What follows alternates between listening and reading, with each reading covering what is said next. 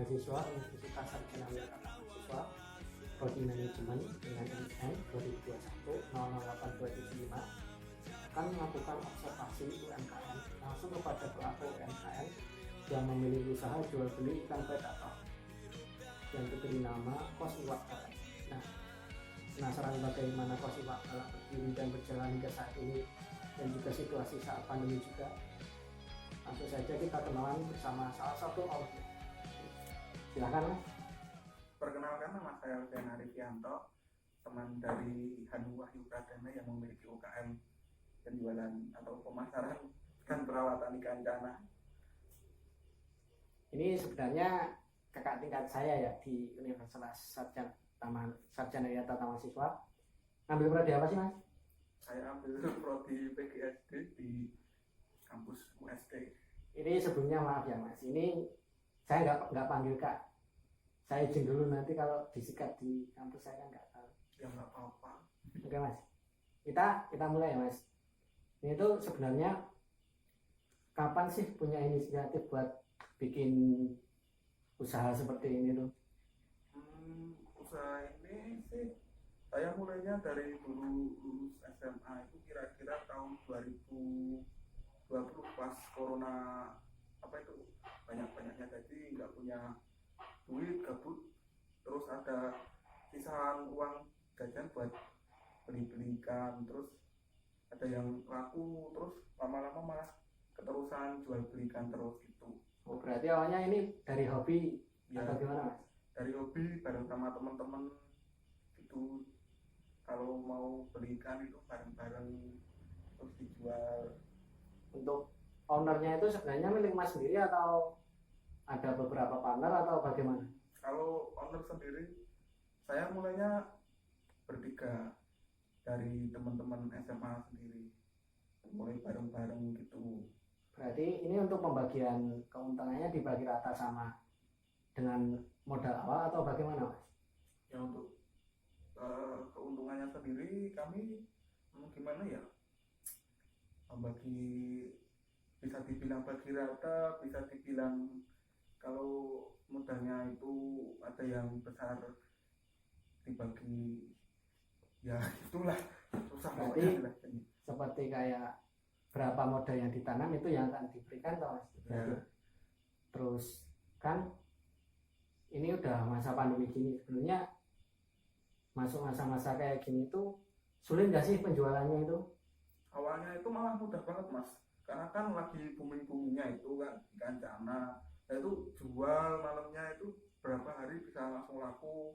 Baru sekarang udah banyak yang ikut jualan ikan, sama banyak penghobi-penghobi yang mulai lelah menjalani hobinya kan, jadi agak susah buat cari Atensinya pasar. berarti turun ya, Mas, itu? Ya bisa dibilang begitulah, Mas, agak turun, tapi ya sabar aja, nanti kan laku sendiri. Itu untuk modal penjualannya itu langsung misal dibeli esok terus malam dijual atau dirawat dulu? Ya kalau kita sih ambil ikan rata-rata ikannya itu belum sehat-sehat itu, jadi kita jual ke pembeli itu dipastikan ikannya layak dijual, jadi anti dari penyakit lah, minimal nggak ada jamur gitu. Oh, itu juga untuk meningkatkan kepercayaan pada penjual ya, Mas. Kalau dalam bahasanya biar pelanggan itu tuman gitu kan. Ya. Nah, untuk itu biasanya merawat ikannya itu ada target nggak sih, atau ikan seberapa siap, kapan siap langsung dijual, atau target minimal misal harus dirawat seminggu dulu baru dilepas dijual atau gimana? Kalau dari kami sih, kalau ada ikan yang sudah siap untuk dijual ya jual aja, daripada kelamaan nanti duitnya nggak muter-muter. Oh ya benar sih, Mas, tapi itu benar juga. Terus itu sebenarnya ada motivasi lain nggak sih untuk memulai ini, seperti itu ada seller yang gede coba atau emang murni dari diri sendiri, nggak ada yang ingini lah gitu? Dulu mulai dari murni diri sendiri sih, dari bertiga itu pengen ya sama-sama penghobikan ya, awal jualan terus malah keterusan jadi agak besar sih, mengobatinya buat nambah-nambah koleksi ikan yang lain gitu. Oh, pernah rugi ya mas? Nah, kalau rugi mah hitung-hitung ya ada, tapi ya ada sih rugi. Kalau kerugiannya itu berupa ikan mati atau rugi dalam harga price menurun? Kalau dulu sih rugiannya dari ikan mati. Kalau sekarang karena pasar susah dan ikan-ikan pada turun, harganya ya Nggak bisa stabil gitu ya mas, naik turun.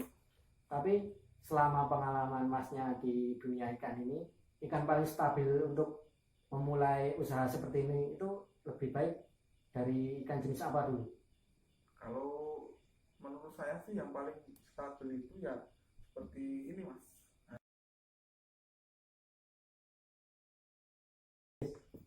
Dimulai mas. Kan yang pertama tadi untuk ikan yang paling enak untuk memulai usaha kayak gini itu apa sih mas? Ikan yang paling enak untuk memulai usaha kayak gini itu saya sih rekomendasi itu mas, jenis maru. Kayak tadi maru kan juga harganya stabil, untuk biaya ambil dari apa nelayan itu juga murah, Terjangkau ya? terjangkau. Ya murah maksudnya terjangkau juga mas, bukan murah banget. Oh ya. Untuk prospeknya juga mudah ya mas ini? Oh mudah banget mas, kalau mau modal modal udah aktif gini udah bisa dipasarin mas. Tapi kalau mau itu buat motif dari tubuhnya sendiri Ya. dulu mas.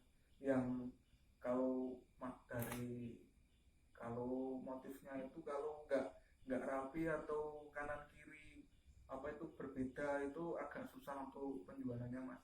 Oh berarti itu ada standarnya penilaian tersendiri ya mas? Ya bukan standar sih mas, cuma kayak orang itu Sukanya bagaimana? bagaimana Oh. gitu mas. Ya mas paham.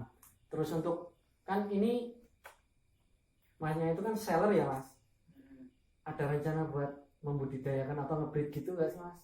Kalau rencana sih udah ada mas, udah ada prakteknya, tapi untuk keberhasilannya masih belum mas, masih nihil.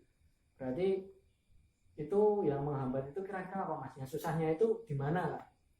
Kalau susahnya itu sih ya karena mungkin saya masih kurang ilmu, lagi belajar gitu loh mas. Oh. Lagi nyoba-nyoba mengawinkan ikan. Tapi kalau itu apakah air atau suhu itu juga pengaruh? Ya kalau kata-kata yang breeder-breeder itu kan rata-rata malah daerah Sleman ke atas atau yang agak tinggian dikit. Kalau daerah selatan-selatan gini katanya masih belum ada yang bisa, mungkin pengaruh suhu atau pengaruh air gitu sih mas, tapi mungkin ilmu saya juga belum ada. Berarti suhu juga mempengaruhi ya mas? Berarti Ya. semakin dingin itu semakin baik ya mas? Ya mungkin sih mas, mungkin loh mas. Oh. Kalau untuk benarnya belum tahu. Nah untuk masnya sendiri prakteknya untuk breed itu di ikan jenis apa sih mas?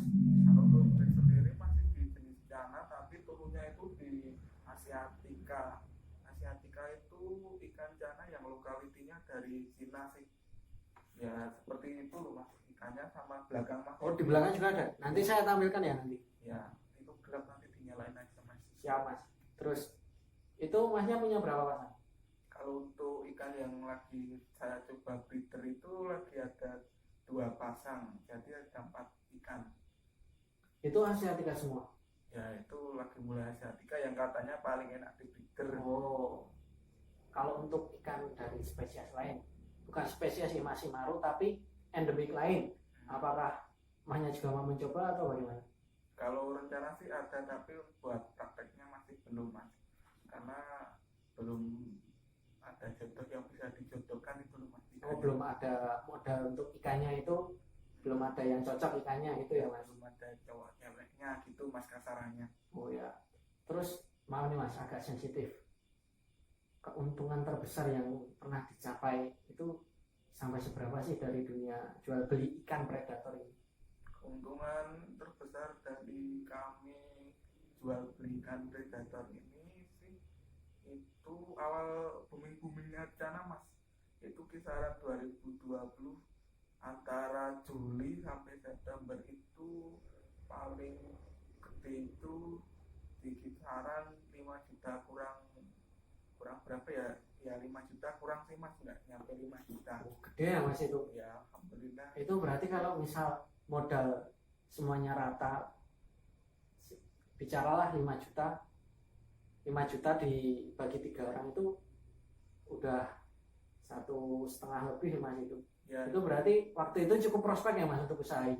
Ya alhamdulillah cukup lebih dari cukup mas untuk prospek itu 5 juta. Itu berarti pas masnya itu masih SMA ya? Udah lulus mas. Oh, udah lulus. Lulus. Wah lumayan itu buat jajan. Ya. Terus kalau kan itu dari segi keuntungan, kalau kerugian pernah nggak? Itu kerugiannya itu yang tadi dibilang ikan mati. Itu kalau dinominalkan berapa? Kalau kerugian buat ikan mati sendiri sih total aja ya mas, bukan paling tinggi paling rendahnya. Ya. Total dari ikan yang mati di sini itu ya kisaran 2-an lebih mas, 24 atau 23 ya sekitar gitu mas. Ya nggak dikit-dikit banget, nggak banyak banget. Itu ruginya itu pas awal merintis usaha ini atau baru-baru kemarin? Ya dibilang awal, dibilang akhir-akhir malah rata mas. Jadi setiap ada ngambil ikan ya pasti ada, ya nggak selalu ada yang mati tapi pasti ada yang mati. Itu kalau ini pernah merambah selain cana itu pernah nggak sih mas? Pernah nyoba gupi sama beta mas. Kalau beta itu Cupang ya mas itu? cupang beta itu udah langsung nyoba breeder mas, langsung nyoba breeder 1 styrofoam itu, tapi nggak kerawat, malah gagal mas. Lebih fokus ke cananya pas itu, soalnya ramai banget cana itu mas.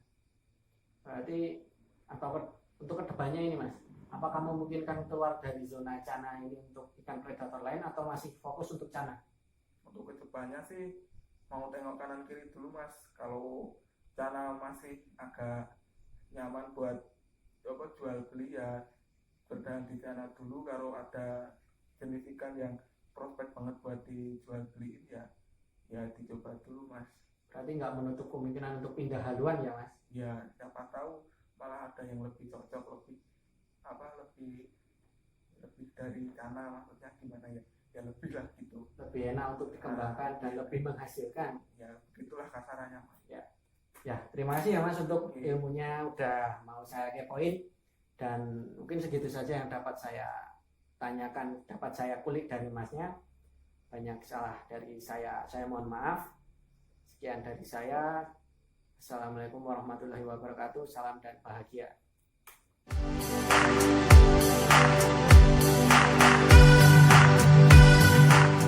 Saran untuk yang mau memulai usaha itu, kalau dari Mas Alfian gimana? Saran saya untuk yang mulai usaha yang benar-benar dari nol, yang penting kita punya prinsip dan keyakinan dulu, sabar dan tentukan tujuan ke depannya.